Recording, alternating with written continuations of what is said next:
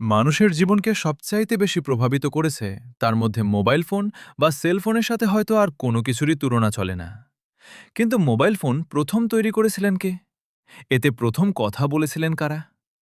প্রথম mobile phone তৈরি হয়েছিল ১৯৭৩ সালে আমেরিকার নিউ ইয়র্ক শহরে।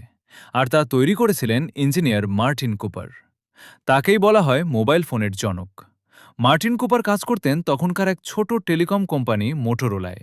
কিন্তু তার স্বপ্ন ছিল এমন একদিন আসবে যখন সবার হাতেই তার নিজস্ব ফোন থাকবে, আর সেই ফোনে যে কোনো সময় তার সাথে যোগাযোগ করা যাবে। বিবিসির লুইস হিদালগোকে মার্টিন কুপার বলছিলেন, সাধারণ মানুষের কাছে এ গল্প বৈজ্ঞানিক কল্পকাহিনীর মতো শোনাবে, কারণ এর আগের ১০০ বছর ধরে টেলিফোন মানেই ছিল এমন একটা জিনিস যা আমাদের কাজের টেবিল বা বাড়িতে একটা তারের সাথে যুক্ত। বলতে পারেন এটা একটা কুকুরের গলার সেকেকলের মতোই। কিন্তু আমাদের মনে হয়েছিল মানুষ আসলে মৌলিকভাবেই চলিষ্ণু, এবং সে যেখানেই থাকুক না কেন সবসময় অন্যদের সাথে যুক্ত থাকবে। কাজে আমাদের সেই যন্ত্র তৈরি করতে হবে যা আগে কখনো তৈরি হয়নি, এবং ঠিক সেই জিনিসটাই আমরা বানিয়ে ফেললাম মাত্র ৩ মাসের মধ্যে। অনেকেই বলেন ১৯৬০-এর দশকে স্টার ট্রেক নামে টিভি শোর চরিত্ররা কমিউনিকেটর নামে যে ছোট হাতে ধরা জিনিসটি ব্যবহার করতেন, সেটাই মার্টিন কুপারকে মোবাইল ফোন বানাতে অনুপ্রাণিত করেছিল।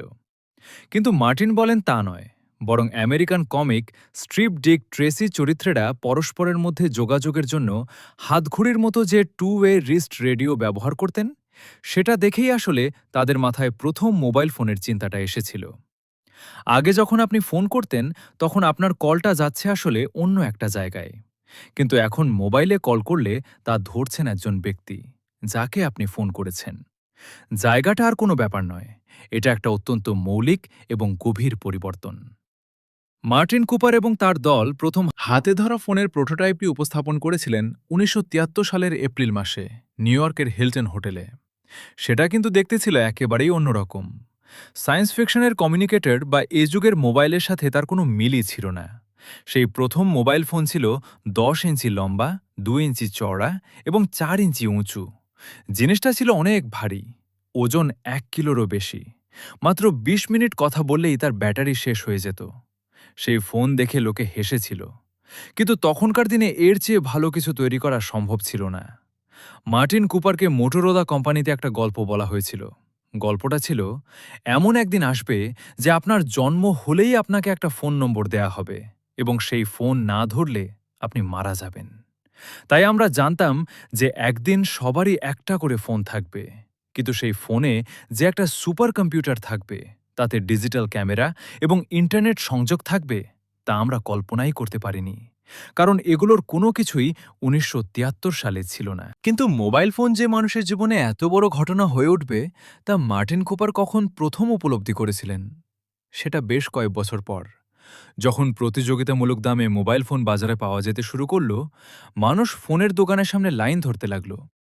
আর যখন আমরা জানতে পারলাম যে তৃতীয় বিশ্বের অনেক দেশে তারের সংযোগওয়ালা ফোনের চাইতে মোবাইল ফোনের সংখ্যা অনেক বেশি, তখন আমরা বুঝলাম যে আমরা ঠিক কাজটাই করেছিলাম।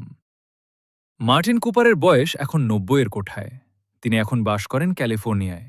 তিনি এখনও কাজ করছেন এবং নানা জিনিস উদ্ভাবন করছেন। এখন তার ভাবনা, কিভাবে এত ছোট ফোন তৈরি করা যায় যা মানুষ কানে লাগিয়ে রাখতে পারবে এবং যা আপনার স্বাস্থ্য কেমন তার উপরও নজর রাখতে পারবে।